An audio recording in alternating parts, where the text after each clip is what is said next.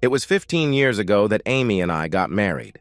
We dated for 3 years exclusively after our first date when Amy was a sophomore in college. My name is Mark Butler. I was junior A when Amy and I met at a party. We were an instant item, inseparable till I graduated 2 years later. We were apart for Amy's senior year as we had planned to get married after her graduation. About 6 months after we were married, we were at a party with several other couples our age. It was a barbecue with steaks on the grill and plenty to drink. As it got later in the evening, the crowd had whittled down to us and 3 couples sitting around a fire pit drinking and talking. The topic of the celebrity hall pass came up.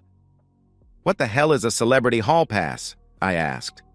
Sadie, a little blonde on my left, spoke up. "A celebrity hall pass is just like it sounds. It is a game we play where you name the person you want to get a pass from your marital vows. You know, a celebrity you are allowed to have intimacy with." "So, this is just a game you guys play?" I asked. "Yes and no," Sadie said, patting her husband on the leg.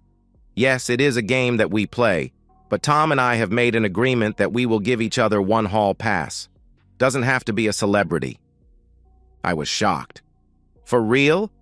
You mean you guys have a standing agreement that you can go have intimacy with someone else at any time?" Tom looked me straight in the eye and laughed. "That's right, buddy.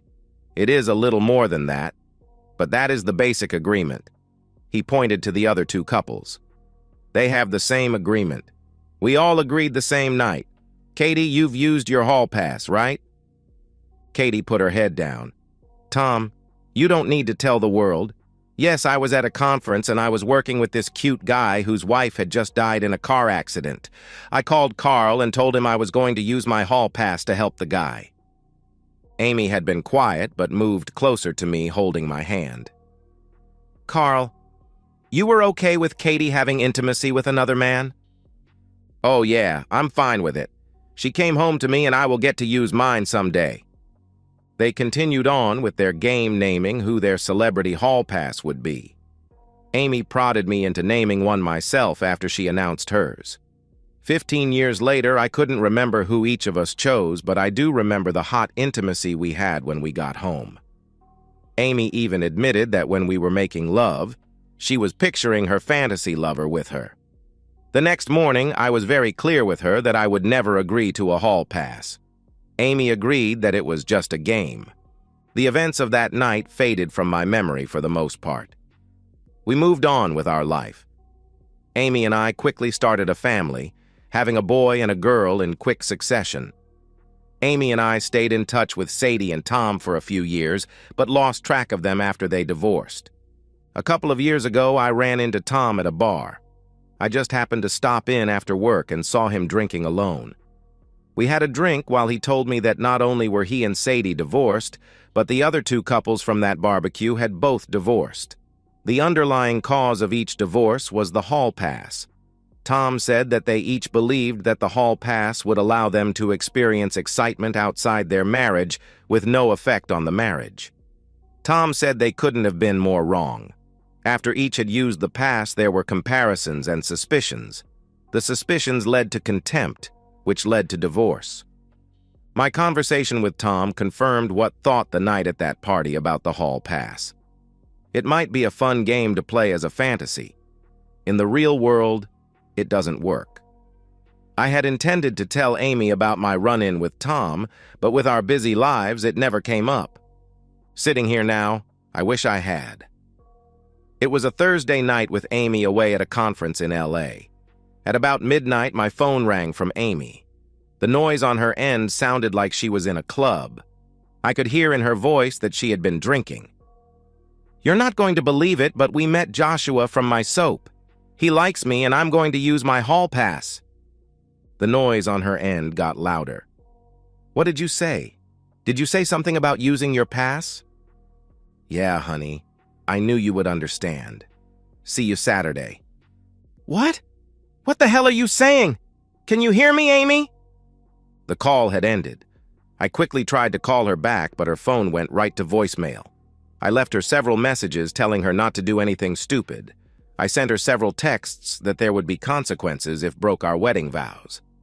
After hearing nothing from Amy all night, I tried several times in the morning with still no results. Friday was a horrible day, not knowing what was going on with my wife in LA. I took the kids to my parents' house after work. After dropping them off, I headed to Jack's house. Jack's wife, Jenny, went on the same trip with my wife. They worked together and were good friends. Jack met me at the door, surprised to see me. "Hi, Jack. I need your help. I can't get a hold of Amy. When she called me last night, she sounded strange. Can you call Jenny to see if she knows anything?" "Sure, Mark. I'll call Jenny and tell her you here are looking for Amy." "No, don't tell her I'm here. I'm afraid that Amy will have asked her to cover for her. Would you mind just calling her and bringing up Amy in the conversation and letting me listen without her knowing?" "Sure, buddy. They should be just getting out of the classes right about now." I don't know what possessed me to do it. While Jack was getting out his phone, I switched on the voice recorder on my phone. His wife answered on the first ring. "Hi, honey. You must have ESP. I just got back to my room after the classes. We have that dinner tonight and I will see you tomorrow." The two talked about the conference for a bit. Then Jack brought up Amy. "Have you seen much of Amy?" "Mark called me, leaving me a message asking if I had talked to you about her." "Don't tell him you talked to me. The last I saw of her was last night. We were all drinking when this hot soap star came up to our table. Amy got his autograph and they danced a few times. We were sitting at the table when Amy said something about her and Mark having a hall pass agreement. The soap star quickly jumped in, volunteering to be her passmate. I tried to talk her out of it, but she said it was a once-in-a-lifetime opportunity. Amy whispered in my ear that she was going to let the guy have intimacy with her. Next thing I knew, she was arm in arm with the guy walking out of the club. I haven't seen her since. God, don't tell Mark." Jack ended the call looking at me. "Sorry, brother. Do you guys have an agreement about a hall pass?" "No, we played a game called Celebrity Hall Pass years ago, but afterward I told her in no uncertain terms that I would never agree to such a thing." "What are you going to do?" he asked. "I don't know, but it won't be good." On my way home, I stopped by my parents' house and asked Mom to keep the kids for the weekend. She could tell something was wrong, but I didn't tell her what. Back at the house, I tried a few more times calling and texting Amy with no results. I assumed she had turned her phone off so as not to be bothered while she's sleeping with her soap star. Amy's flight would get her in by mid-afternoon. Jenny had gotten a ride from Amy, so I asked Jack to text me when Amy dropped her off. I set up our video camera on a shelf in the living room where I would confront her. I wanted everything she said recorded. At 4 o'clock, the text from Jack came in. I would have about 20 minutes. I slipped the remote for the camera under my leg and waited for my wife to come home. I nearly jumped out of my seat when the garage door rumbled. Hitting the record button on the remote, I tried to be as calm as I could. Amy bounded in from the kitchen with her bag in tow. "Oh my God, what a crazy trip," she said with excitement. "Yeah, I bet. I have been trying to call you. My phone got broken, I dropped it, and it just shattered." As calm as I could, I brought up her call to me late Thursday night. "The last time I talked to you, I couldn't exactly hear you well. It sounded like you met up with a soap star and were using your pass." "Yeah, we were at a club and Joshua Morrow came over to our table. You know the star on my soap. We danced a few times and we got to talking about our hall pass agreement. Damn, he is so hot. He said he wanted me to use my pass on him. That's why I called you. He's had all the hot actresses and he wanted me. Can you believe it? He took me to his house and, well, you probably don't want the details." No. Tell me how he was intimate with my wife using his actor charm that has been with hundreds of other women."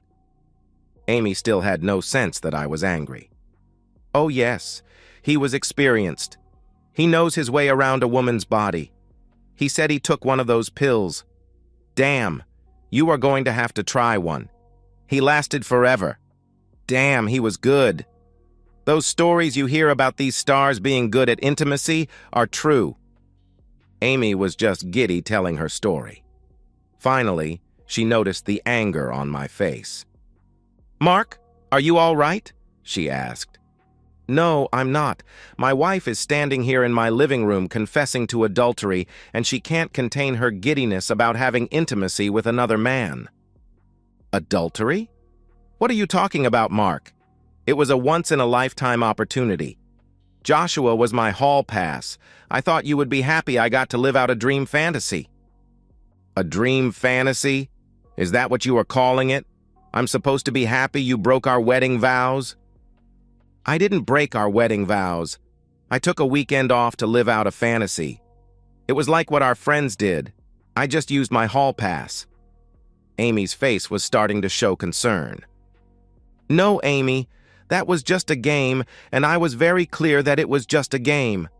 I told you I would never violate our marriage vows and would not stand for you doing the same. If you had the chance to be with a celebrity, I would be all for it. I don't understand why you can't just be happy I had an experience I will never forget, she replied. Don't worry, I will never forget either. I'm sure the family that you forgot about will never forget either. I walked over to Amy, grabbing her hand. I pulled her wedding ring off her finger. Did you make love to him with your wedding ring on, still on your finger? You know that symbol of our love and commitment to each other? We didn't make love, we had intimacy. Yes, I had it on. I was going to take it off, but Joshua wanted me to leave it on. I'm sure he did.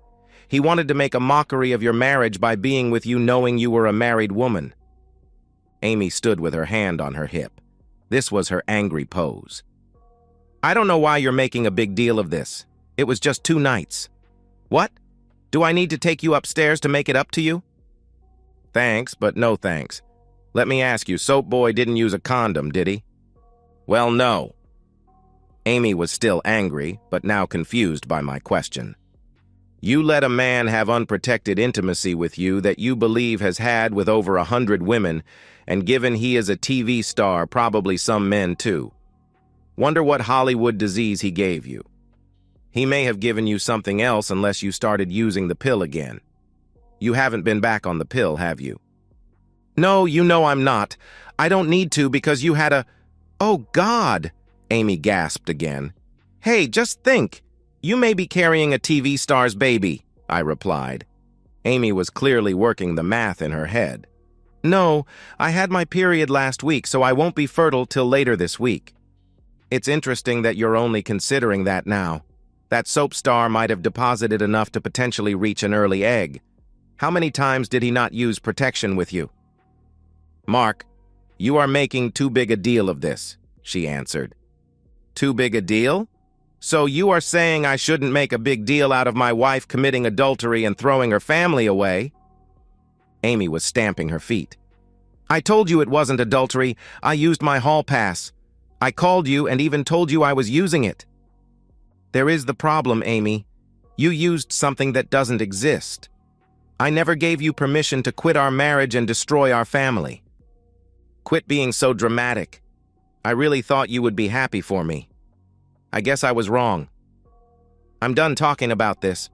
Where are the kids? She asked. They are at my parents'. I didn't want them here when we discussed our divorce. What? What do you mean by divorce? You're going to divorce me over this? No, we are not getting a divorce. As calm as I could, I simply looked into Amy's eyes. You made your choice. Now I will make mine. That's ridiculous. You're telling me that you're going to throw away our family for this? This is not a big deal and you are just going to have to get over it, Amy said, screaming at me. Done talking, I calmly walked upstairs to the guest bedroom, locking the door behind me. For over an hour, Amy pounded on the door telling me we needed to talk.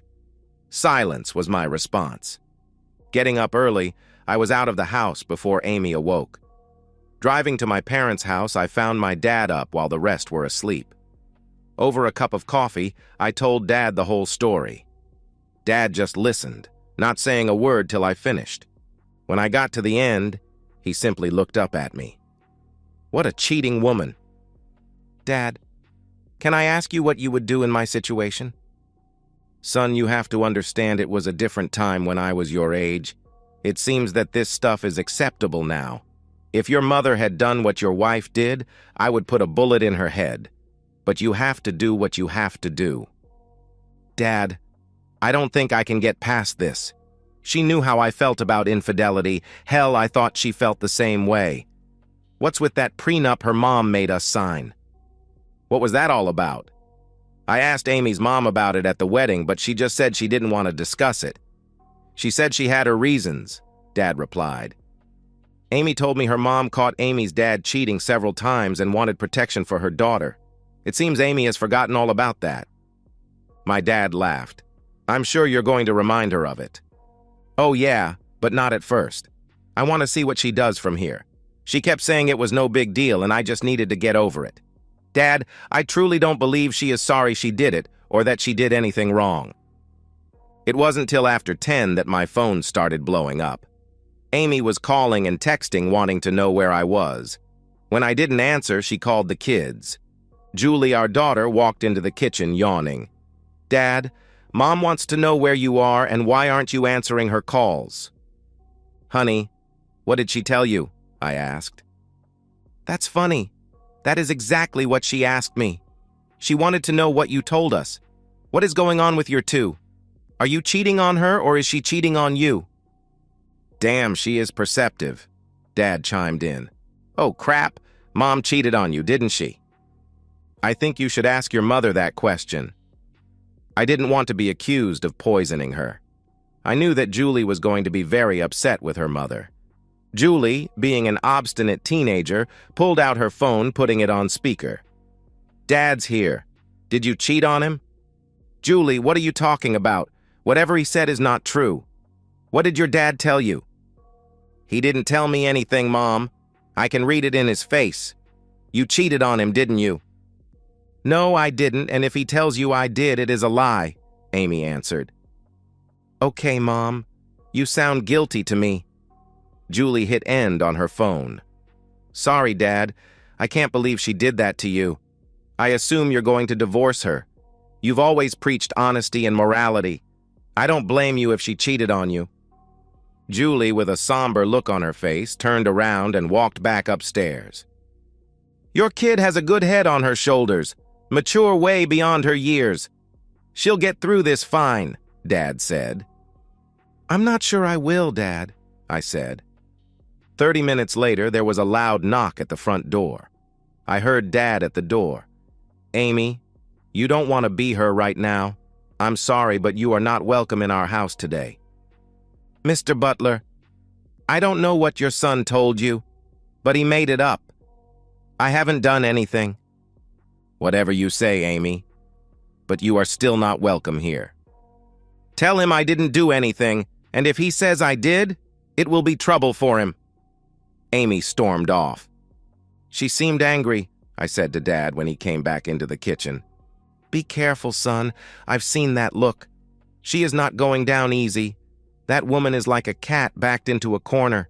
She is going to lie and scratch her way out. I hope you can prove what she did.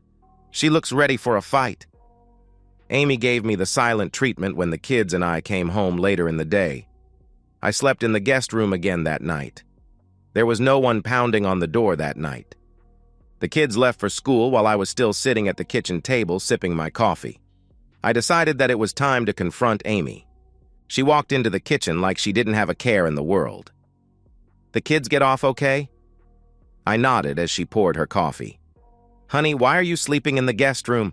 Are you feeling all right? You know why? I don't want to sleep near my cheating wife. Cheating wife? Mark, what are you talking about? She asked. So, I guess you're going to deny that you had intimacy with a soap star while you were out of town last week? Mark, I don't know what you're up to. She turned, looking me in the eyes with an angry look. You accuse me of something you can't prove. I will make you pay dearly. You know you can't prove anything. There it is. You've declared war, I replied.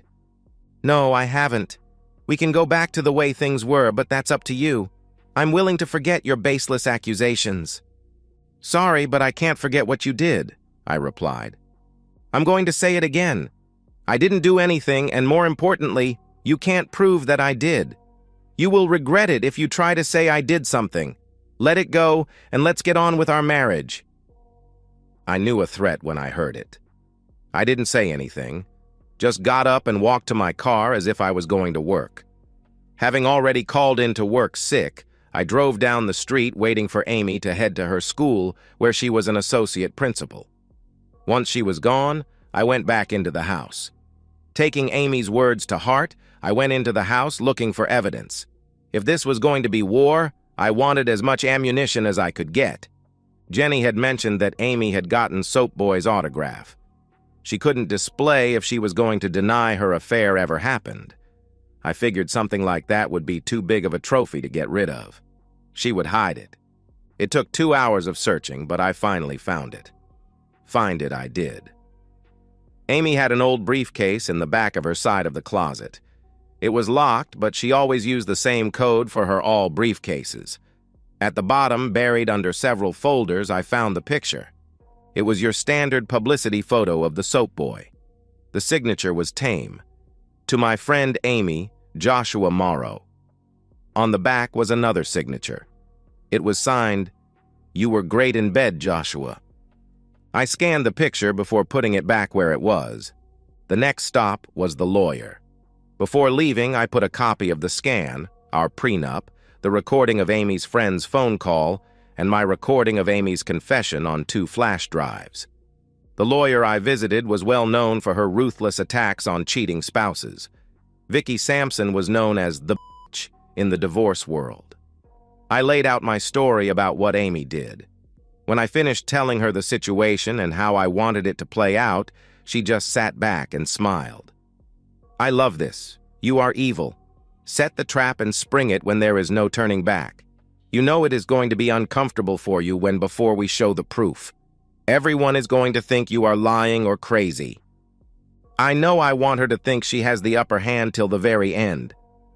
Mrs. Sampson shook my hand. "I will get the paperwork ready and have her served at school. You need to do a couple of things for me. First, check your credit card bills. We need to find out the club where she hooked up with her soap star. Second, get access to her iCloud. I'm betting there is a selfie of her and Joshua. She is probably smart enough to get anything incriminating off of her phone and download it to someplace safe. With some luck, a copy might still be on her cloud." Rushing home, I quickly got on her computer. I didn't even have to try to get into her iCloud. Hidden in her pictures folder were the 3 photos I was looking for. 2 of Amy and Soap Boy, and 1 with Amy, Soap Boy, and her friend Jenny. I copied the photos to a flash drive. A quick examination of the photos gave me the other item I needed. The name of the club was on the wall behind them. My lawyer was very pleased with my findings. She told me under no circumstances was I to tell anyone that we had the photos. Her plan was to serve Amy at school on Friday afternoon. That would give me time to get the kids to my parents for the weekend. She also told me that I was not to move out of the house regardless of what Amy said or did. On that Friday, I had just dropped the kids off at my parents' house when my phone rang from Amy. I let it go to voicemail and ignored her texts. I wasn't home for 10 minutes when she stormed in. I was sitting in the living room and turned on the video camera when I heard the garage door rumble. I didn't want to miss any incriminating statements. "You son of a blip! What the hell do you think you were doing?" I started to answer, but she cut me off. "You just couldn't let it go, could you? What is Mark? Is your little male ego damaged? You humiliated me in front of my staff and you're going to pay. You want a divorce? I'll give it to you, but you are going to pay. You know you can't prove the adultery you put in the divorce, and without it, I'm going to take you for everything you have. I hope you're happy. You could have just let it go. Did it bruise your manhood that I had great intimacy with a celebrity? You could have just let me have a good time, but oh no. Well, heck you." Amy stomped around all while I sat not saying a word. She came back into the living room with fire in her eyes. "When are you moving out?" "I'm not moving out. I'm staying right here," I replied. "Oh, no, you're not. You want a divorce, you have to move out." She looked at me for a few moments, expecting me to get up, but I just sat there smiling. "Fine. When this is over, you are going to wish you would have just shut your mouth and let us move on with our lives." The next month was very tense in the house. Amy and I didn't talk. The kids were slowly going to Amy's side. Julie was even questioning if her mother had in fact cheated. She was telling anyone who would listen that I made the whole thing up. Her lawyer filed a response to our petition asking for sanctions for false claims. She even tried to get the court to order me out of the house. That was denied. The court fast-tracked our hearing with both sides getting limited time to take depositions and interviews of witnesses. My lawyer deposed both Amy and her friend Jenny. They both denied that Amy went off with the soap star and denied that they even met him or went to a club. Preparing for my deposition, my lawyer told me that it was imperative that I tell the truth, but not volunteer any extra information. Her hope was that their lawyer wouldn't ask about the evidence we had gathered of Amy's affair, thinking we had none. Just as Mrs. Sampson predicted, they hammered me on me not witnessing any cheating by my wife, but didn't ask about having any evidence of her cheating. I got the impression that he didn't know that she had actually done what I was accusing her of doing. At the actual court hearing, I'm sure Amy thought things were going great. I testified to Amy's adultery, giving the background of my feelings on adultery and opposition to a hall pass. I was cross-examined on the same issues in the deposition. I wasn't present at her conference and didn't see her do anything with any other men. Amy testified that she didn't do anything, and like me, she was opposed to adultery and would never condone the concept of a hall pass. Amy's lawyer put Jenny on the stand to testify that the encounter with the soap star didn't take place. I looked over to her husband, Jack, who was in the courtroom while she testified. He lowered his head to avoid my eyes. Jenny started to squirm when my lawyer questioned her about calling Jack and telling him that Amy left with the soap star. Obviously nervous now, she stuck to the story, saying it didn't happen. When Jenny sat down, both Amy and her lawyer had smug looks on their faces as the lawyer announced they had no further evidence. Amy's lawyer got up and started to argue that they wanted sanctions for our false claims. The judge started to admonish my lawyer for not proving the claims we put forth. With a smile on her face, Mrs. Sampson stood up.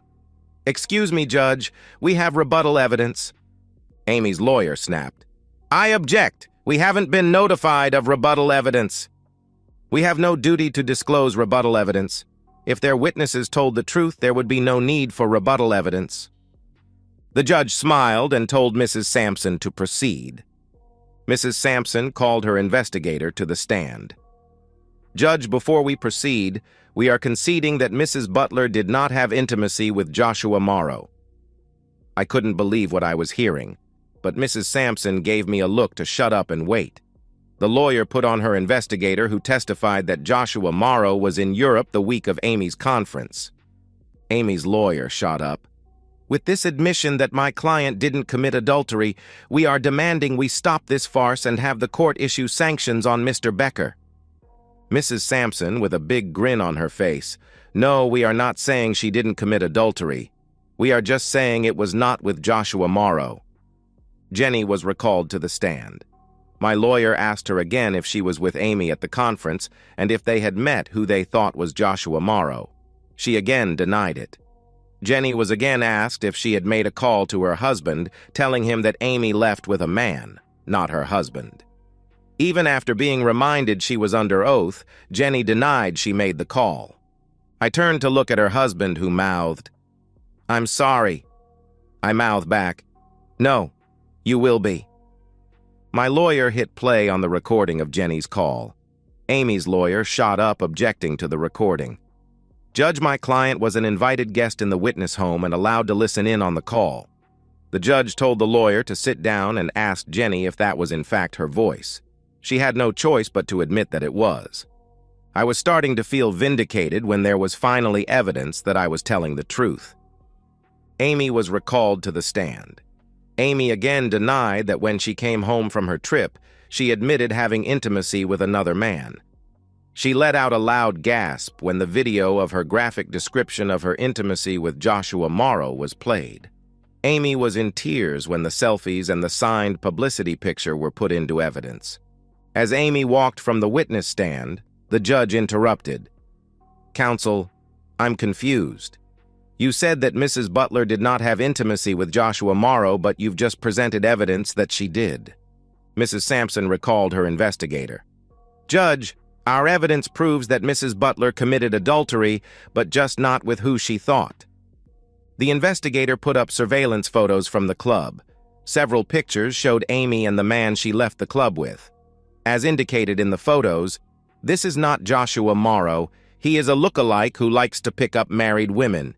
He is a known con man who had been diagnosed with several STDs. I just had to look over at Amy at that point. The look of shock on her face was priceless. After a short recess, the judge returned to the bench. He gave a long speech about honesty and faithfulness. The judge ruled that Amy had committed adultery as spelled out in the prenup. He ruled in my favor, upholding the prenup. The judge lectured Amy that even if there hadn't been a prenup, he would have awarded me custody of the kids. On the record, he found Amy to be an unfit mother for her extensive attempts at deception. With tears in her eyes, Amy turned from the counsel table to leave. The judge bellowed from the bench. "Mrs. Butler, stay put, we're not done yet." The judge summoned Jenny to the bench to join Amy. "You both raised your right hand and swore to tell the truth in my courtroom. That oath is sacred in this building." He looked right at Jenny. "I don't care if you have some misguided belief that you were helping your friend. Lying is lying in this courtroom. If this had been a criminal case, you both would be in jail right now. I'm finding that you both committed perjury, and I'm holding you both in contempt of court." The judge fined them both the maximum penalty of $5,000. Amy's bad day got worse when she walked out of the courthouse to a local news team putting a camera in her face. I found out later that my lawyer tipped them off. "Mrs. Butler, do you have a comment on throwing away your family for a one-night stand with a fake TV star?" The reporter's question was the straw that broke Amy's back. Amy let out a blood-curdling scream and then attacked the reporter. It was a blur of hands and feet as Amy struck at the reporter. Amy had her on the ground, pulling her by the hair when a deputy deployed his taser. The cameraman caught the entire episode on video. Amy was on all the national news outlets that night. Sadly, Amy didn't get to see her finest moment. She was locked up in the county jail, where she would stay for the next 6 months. No, I didn't have a beautiful blonde lined up to take Amy's place. I was too busy raising 2 kids as a now single parent. And no, I didn't reunite with Amy when she got out of jail, even though she tried.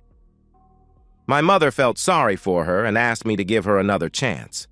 She had lost her career and became the subject of ridicule throughout the town. After 3 months of Amy calling and texting me, I agreed to meet with her at her mom's home. Silently, I sat and listened to Amy tell me how much she loved and missed me.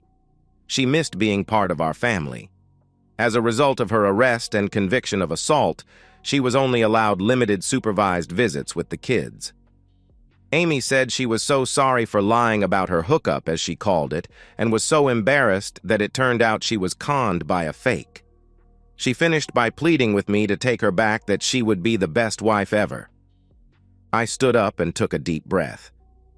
"Amy, that was an impassioned speech. I believe you mean every word. You apologized for lying. You said you missed our family. You said you love me. I believe you. I really do. It is what you didn't say that is most telling. You've never said you were sorry or even shown any regret for breaking our wedding vows. I think you were sorry that it turned out you didn't have your dream guy. I still don't believe you are sorry that you were cheating on me or even that it was cheating. The answer to your question is no and hell no. I will not take you back now or ever. I want you to stop contacting me, period. If you don't, I will renew the restraining order I was granted when you were arrested." Amy stood up crying. I'm sorry I enjoyed it. Is that what you wanted to hear?" "Amy, we're done. Go live your life. It will not be with me." I turned and walked out the door with Amy screaming at me with her mom holding her back. And so, we've reached the end of today's story. Was it what you expected, or did it take a twist you didn't see coming? I'm curious to hear your thoughts. Share them in the comments below, and let's get a conversation going. If this story kept you hooked, make sure to hit that like button. And if you're new here or just haven't subscribed yet, now's the perfect time to join our community. I bring you fresh, captivating stories every day, so click that subscribe button and turn on notifications so you never miss out.